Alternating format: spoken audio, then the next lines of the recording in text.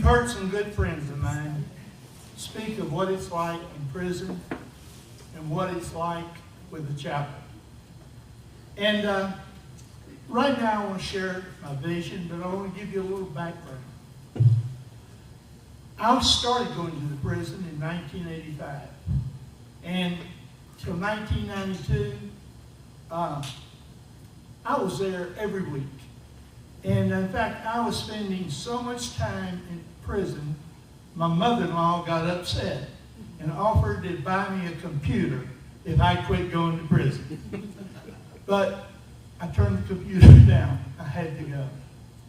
And then God called me in an amazing way, and it's a long story. Invite me over and I'll tell you about it. But God called me to build chapels. And that was in 1992. Well, I began to try and build chapels. I utterly failed. Didn't raise a dime, didn't get a volunteer, didn't do anything for 2 solid years.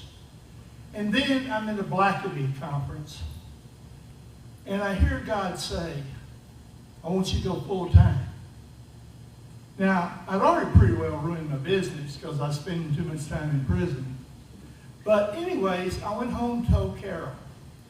And bless her heart, she accepted my call. Well, I'll never forget, I was so excited. I called my daughter at Texas A&M, told her, Emily, I'm going into full-time prison ministry. She broke out crying. Daddy, do I have to leave college? No, Emily, God's going to do amazing. She had a better deal than I did. She got through college. After that, got a scholarship, MBA from TCU. I'm also at that period of time when I didn't have any money coming in. I'm the only parent I know that the son in college sent money home. How many people have children in college sending money home? Trey miraculously got a scholarship to West Point. So God did many things. I can tell you right now, every chapel was a miracle of funding. I'm going to give you just one example of a huge chapel. Here's a good Baptist boy trying to raise the funds to build a chapel. And for whatever reason, a pastor heard about that. And one day that pastor sent me a FedEx letter, nothing in it but a check for $300,000 from the TV evangelist Kenneth Copeland. How did I get a check from a TV evangelist? Every one of them has been a miracle. Now, in 2010, I had completed my 8th unit. I was 70 years old. I was tired. I'm going to retire. And sometime a couple of years later, in your program or in your packet, you have something that looks like this. One of the things I hear from chaplains now is the Holy Spirit is moving in TDCJ. The Holy Spirit is moving. A friend of mine took me down to Angola Prison, Louisiana. Used to be the meanest prison in America. And about 13 years ago, the warden there, Warden Burl Kane, started a seminary. And in cooperation with New Orleans Baptist Theological Seminary, he literally changed that prison, raising up ministers who get a Bachelor of Science in Biblical Studies from New Orleans Baptist Theological Seminary. A miracle.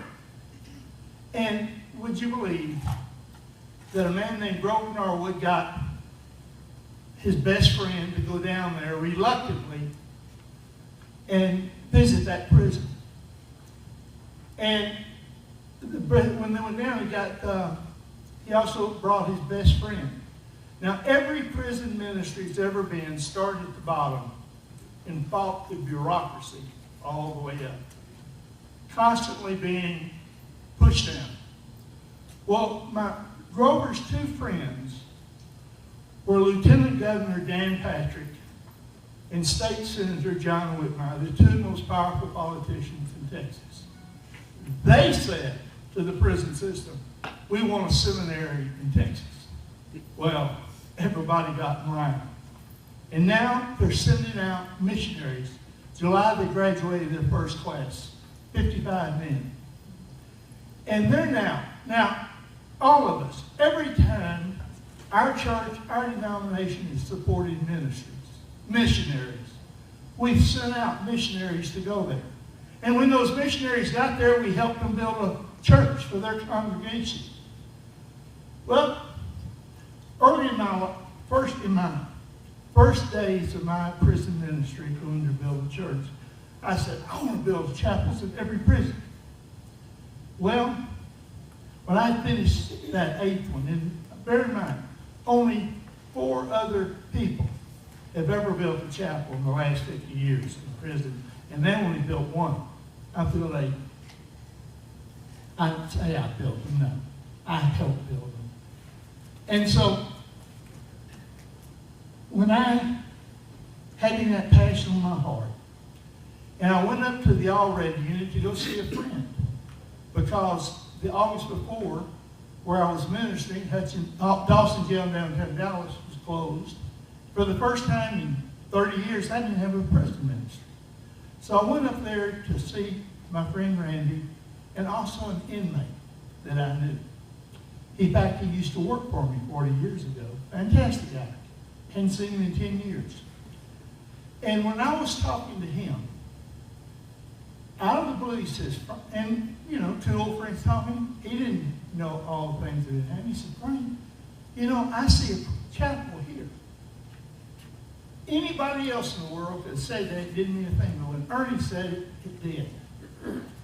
And I really thought about it, and I asked the chaplain, can I go meet the warden? And I went and met the warden. I walked in his office. Of course, I'm a graduate of Texas A&M, and everything in his office was A&M paraphernalia. He and I sat and talked for 2 hours about Johnny Manziel. I now had a best friend, and then something happened that night. I shared it, Don Bonnell back here. 10 o'clock at night, he comes, knocks on my door at my motel. Right? God told me to bring you a check. And Don brought me a check, inspired by the Spirit, for $100. Probably the biggest check I ever got. Well, that started me on the path. Now, when I started on this path, the one thing I said, I can build one chapel. I've done it. I know how to do that. But God originally told me, I want you to build a chapel in every prison. Well, the technology wasn't there when I started to do that. And then when I started up again, I didn't have a clue. And God sent me Carson Watts, the most patient, kindly, godly man to be my partner in trying to build a chapel at the Hamilton Unit. I mean, he kept me on the straight and narrow. I was ready to quit a half dozen times. But God sent a man that helped me get it. And what I knew was every group that needs to go out and raise them. I can't go to every prison. And so all I could do was build the tools that I can give to a group and say, here's how you can go in your own way to build a chapel. There's the brochures. Now, most chapels are in small towns. They don't have the access to competent people like Gene Dillard, who's been in the ad business, who helped me design every one of those brochures and every one of those pieces. They don't have access to the technical support in those small towns. And we strategized. What will we do? And believe me, we have stepped back more times than you can imagine going the wrong way. But finally, we got the packet together.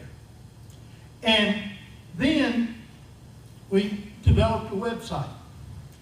Now, I have a website, and on that website, I said to other prison ministries like the Hamilton unit, y'all can also use that unit, that website, and put your stuff on it, and we'll sort of share. Well, all of a sudden, it became obvious that wasn't going to work.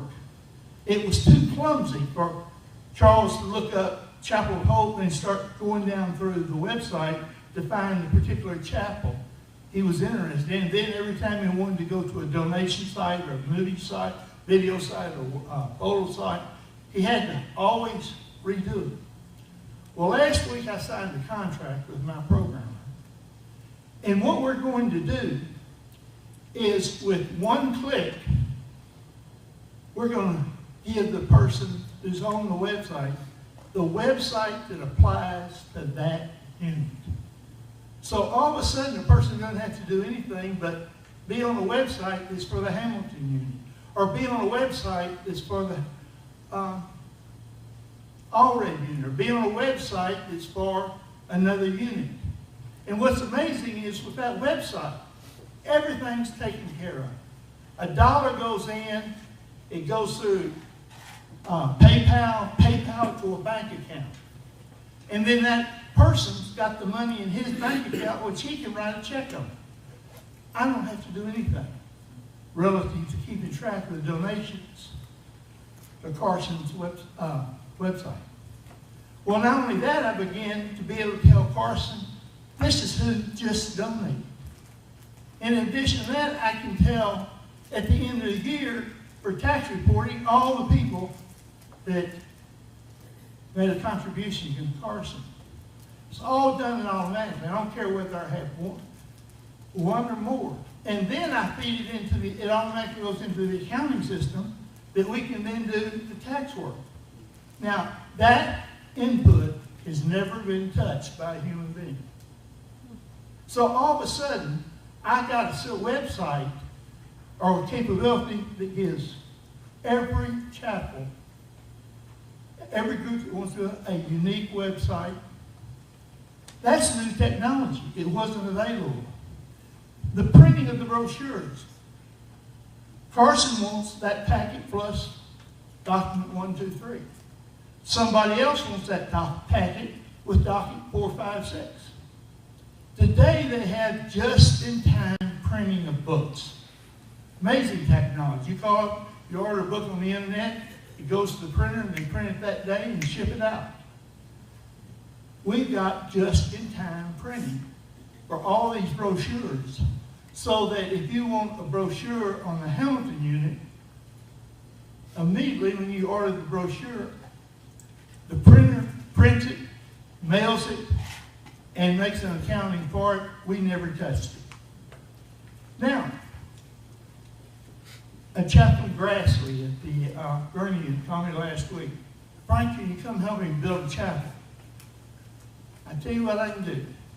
You find me 3 men, and I can give them everything they need. Brochures designed for them, website designed for them, accounting designed for them, tax work designed for them. So this new group would speak like I did a year or two, getting this up. Plus, y'all all remember when all the complaints against the IRS for being unkind to conservative groups. Well, it used to take 4, 5, 6 months to form a 501c3. Would you believe now that the IRS has set it up so you can do a 501c3 over the internet and it takes nothing? That's technology that wasn't here even a year ago. So I can now go to any prison in Texas, and I don't care whether it's one or all 77 of them. And each of them have their own website, their own brochures, their own information. I never touch it. So all of a sudden, one man can help 77 prisons simultaneously. I don't know of all 77. But that's something that when I first got the vision from God, could not be done. So God is moving. I'm excited. All I got to do is find people who want a chapel. And believe me, I get calls all the time. And previously I had to turn them down. Because here's this person down in the valley that wants a chapel. How am I going to help the way I used to do it, somebody in the valley? Now I can say to him, you send one man up here, I'll show him how to do it. You go home and he's got him all the information, all the technology for him to start fundraising in his community. And it will be local. All fundraising is local. So I can't do it, but I can help somebody else do it. So God is moving in mighty ways in Chapel Pope. So I thank y'all, my friends, for coming. I'm trying to cast a vision. This is an awareness event just to tell people about it. I hope you're aware. And if you got somebody, a friend, that I can go tell, or a group that I can go tell, because the Holy Spirit is moving in the Texas prison system, and the Holy Spirit is helping men like Simon, men like you saw in the videos, find Jesus. And then the seminary is providing inmates graduating from the Southwestern Baptist Theological Seminary with a degree, a bachelor's degree. That's amazing that these men are in prison. They're better trained than 99% of the volunteers that go into the prison. They're right there inside the prison to counsel, to intercede in an oppressive situation, to break up gang things. God is putting his own pastors inside the prison. And what the secret of that is not to proselyte Christians, but to teach morality. Warden Burrow came to these and said, a moral man does not commit a crime. We're teaching morality. Now, if you're a moral man, your addiction to drugs, your addiction to pornography, your addiction are things that would cause you to go out and beat your wife or something like that. A moral man doesn't do those type of things. So we're not putting out a bunch of individual programs. We're teaching morality in the Texas prison system. Texas is the largest prison system in the Western world. As Texas goes, so goes the nation. And what we've done can be duplicated. We don't need to be involved. We can give others all the tools they need. So thank you. I appreciate you coming. And Debbie,